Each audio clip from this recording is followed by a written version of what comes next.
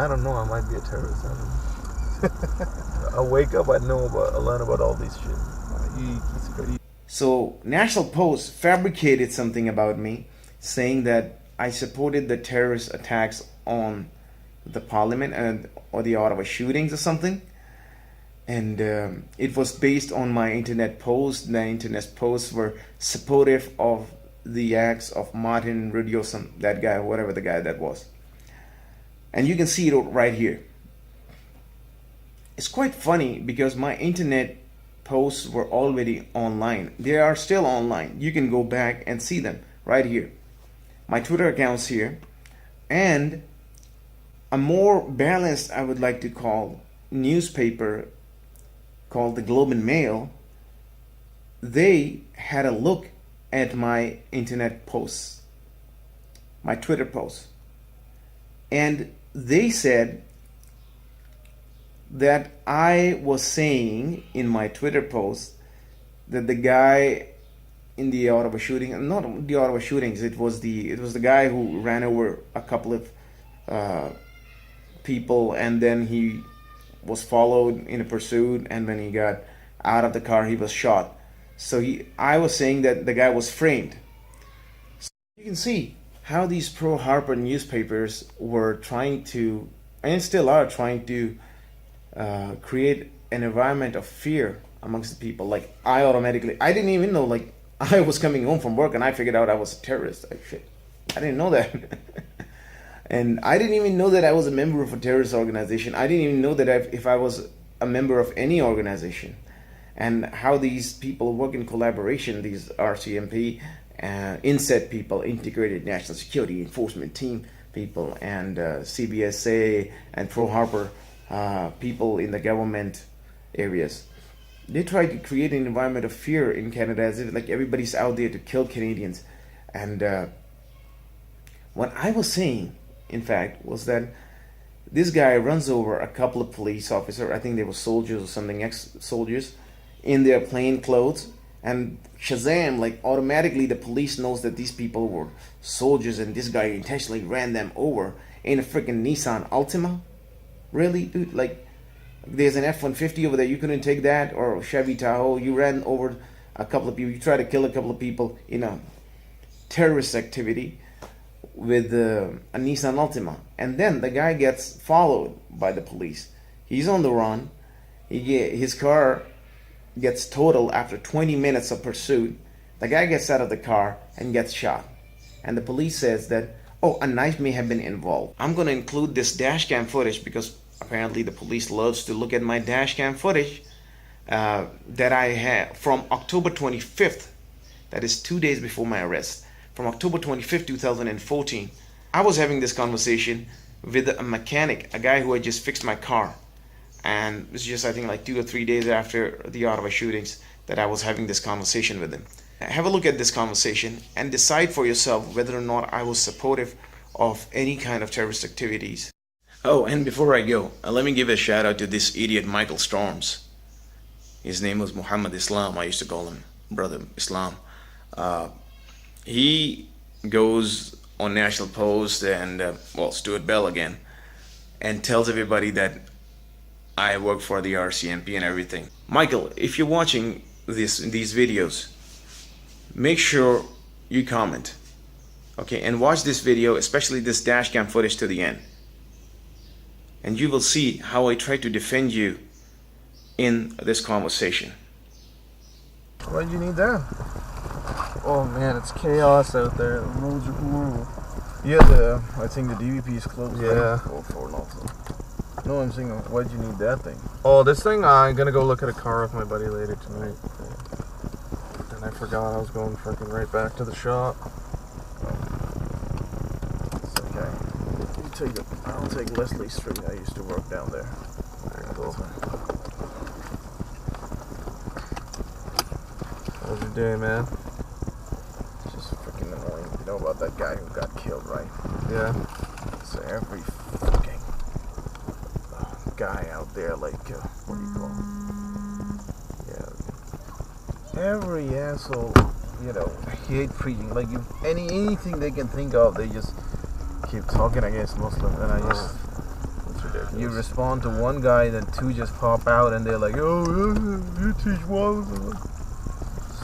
Everything, like, you know, just the whole 9/11 thing just comes like some psycho guy killed somebody. Like, you know, how the hell does that actually make even for everybody? Like, you know, like what was that guy who killed the 3 Mounties a few days ago? Yeah, no one says, hey, all the white guys are crazy too, right? No, actually, ironically, both these guys were actually white.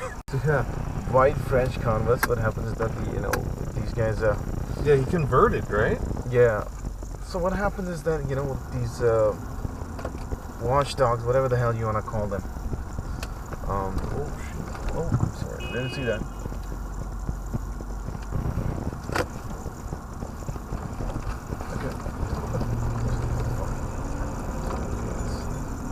That's where my head is right now. Yeah. Just because these guys are radicalists doesn't mean everyone is, right? No, see, what happened is that these watchdogs, what do you call them, you know, secret services, whatever the hell, Canadian Secret Service, CSIS, Yeah. and INSET, Integrated National Security Enforcement Teams, which is RCMP with local police. Yeah. So what they do is that, so if the RCMP is working with Ontario, it's got the OPP and other polices, you know, in there. What they do is that CSIS first starts 24/7 monitoring you. They they're not bound by any legal, you know, restrictions. So they monitor your phone. They don't need anything. They monitor your phone. They, you know, plant bugs into your houses, whatever the hell. You know, invasion of privacy, man. Screw invasion. You think that privacy is really something here? Plant bugs into your houses, or you know, like plant bugs into your cars. And then what happens is, what is going on? Why is is there construction everywhere? Oh fuck! It was nuts. I was like, oh shit! I hope my phone doesn't die before it had the GPS going. So yeah, and then once they think that they have information about the guy, then they go out and confront the guy. And if they are not satisfied, they write that down. Anything, you know, anybody who speaks to CSIS, you know, they always write something negative down about you. Yeah. So eventually, you know, they forward those things to RCMP or INSET, whatever the hell. And then those guys start, you know, processing if they think that this case has some strength in it. What recently has happened, you know, since 2013 is that now CSIS can just simply tell this thing to RCMP, and RCMP, what they do is that they just simply tell Passport Canada to take away a person's passport. So you won't be able to leave the country because RCMP or somebody else thinks that you're going to go out of the country and commit, you know, terrorist activity. You gotta be kidding. Yeah, because they think they don't So have any they're evidence. revoking your passports Yeah. on no evidence at all. Yeah, they don't have sufficient evidence, but they think. And then what they do is that then they go to each and every person that you've ever been in contact with, or what they can find. Yeah. And then they go to them, and the way they present themselves is that we work with, look, if I'm telling you I belong to INSET, which is Integrated National Security Enforcement Teams, what we do is we look out for possible homegrown terrorists or any terrorist activities that are being carried out on local soil. Yeah. Now what do you think? See, just this particular introduction is quite intimidating in itself. Yeah. And it's gonna, you know, even if you like, you know, if you've been playing ball with that guy or whatever the hell, you're like, hey man, look, I got nothing to do with that guy. Whatever you want to do, just, you know, do yourself. Oh shit. Yeah. So eventually, these guys get isolated. Their friends, you know, relatives, they don't want to pick up their phones anymore for this particular individual. Now, whatever this guy is thinking, you provide him with some guidance or anything, and that's what happened. These guys snapped. Both of them had their passports taken away. Yeah. Yeah. They didn't write any alibi or whatever the hell, like will that I am doing this because of this and this. They just snapped. And I know people who've been through these things. This is extremely frustrating. Like, I know a guy who knew this guy who was a drug dealer. Yeah. And CSIS, Canadian Security Enforcement, some shit like that, intelligence services. They came to him, and then they said that the guy had like minor, he had a conditional discharge. Yeah. So like a minor felony. Okay. Yeah. And it was based on some technical, regulations issue, firearms regulations issue. They went to this drug dealer, and then they said, this guy broke the law, and we need your help. We believe this guy might be terrorist. So think about it, you go to work, the next day you go to work, people get fired over these things because whichever the company they don't want to work with, they're working with, they don't want to take the blame. Yeah. And the same thing happened. Both of these guys, they had no jobs left. Yeah. Yeah. I don't know about you. Are you actually from Ontario? Yeah, I was born here. My yeah. parents were too. Try living in Quebec. Oh, is it bad there? Yeah.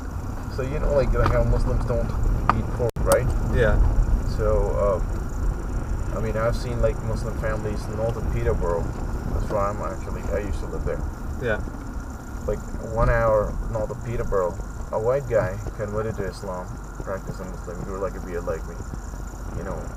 He would come out of his house and people would be throwing pig heads on him. That's ridiculous, man. Like just that kind of hatred. And what our Prime Minister now does is that he was waiting for this moment. That's what people think, that he was waiting for this moment to pass this bill so they can take a bit further liberties from people. So now I think some things that CSIS was doing illegally, now they have a free hand to do those things legally. Now they can monitor your Google search and everything. So right now what's happening is that Canada, like, there is an American NSA, right? Well, think of it that we already have a Canadian NSA now. It's nuts. Yeah.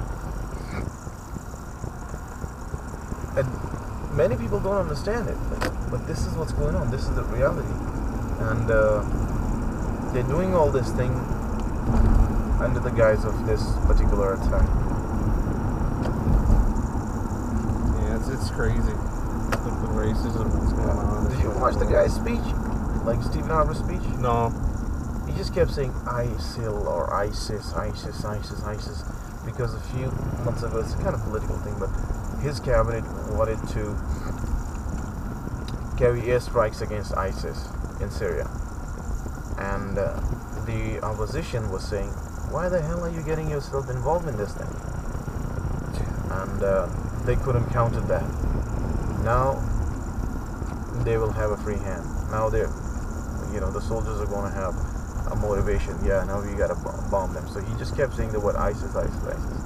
And what they're trying to do is that they're trying to make people believe that there's some kind of like a sleeper cells here in Canada that are going to carry out further, like, some more terrorist activities on the soil.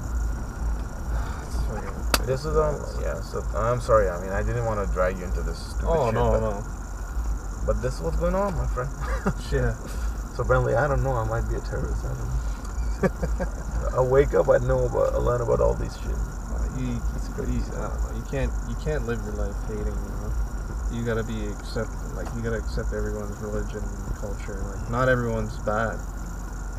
You can't see it like that either. Like, some people don't see it that way. That's the thing, and they don't see it that way. So they try to make other religions or other particular minority or other people make appear that as they are the ones doing these things. Yeah.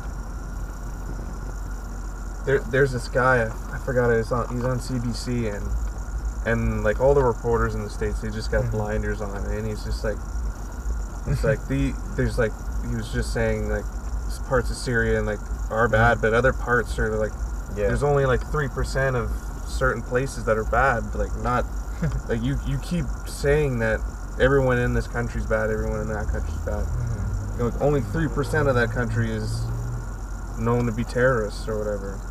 And he makes them look stupid. Like I was watching it, I forgot what the guy's name is. Alright, see, I think everybody's with that guy. His name is Raza Aslan or something like that. Yeah, something like that. Yeah.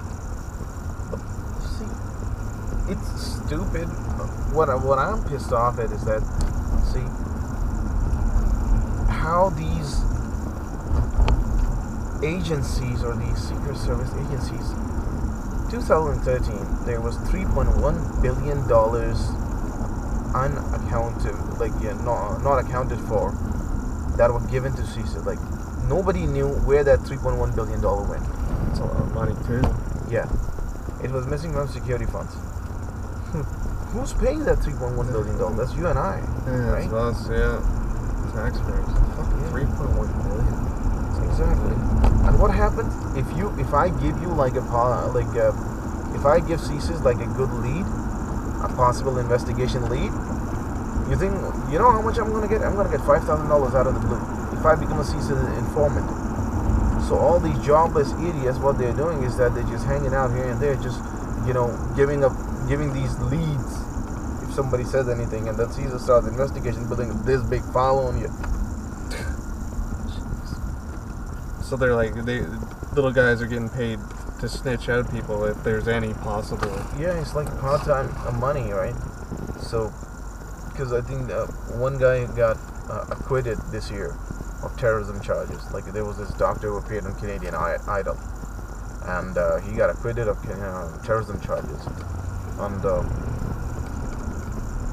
that actually put them in a bad spot. So for the next year's budget, they were like, "Oh shit, how are we gonna get more money from the government?" Now all of a sudden, these things started happening. Yeah, the passport being revoked. I think that's fucked.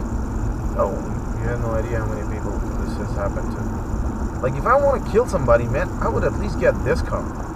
Not that I intend to do that. Let the record show, okay? Yeah. Like, why the hell stupid Nissan Altima? Oh, that's what he did it with? Yeah. Oh. A guy ran a Nissan Altima. Like, wow, way to go to carry out a terrorist activity. Like, you didn't even know. Like, you would get a stupid SUV. Yeah. Something heavy. Anyway.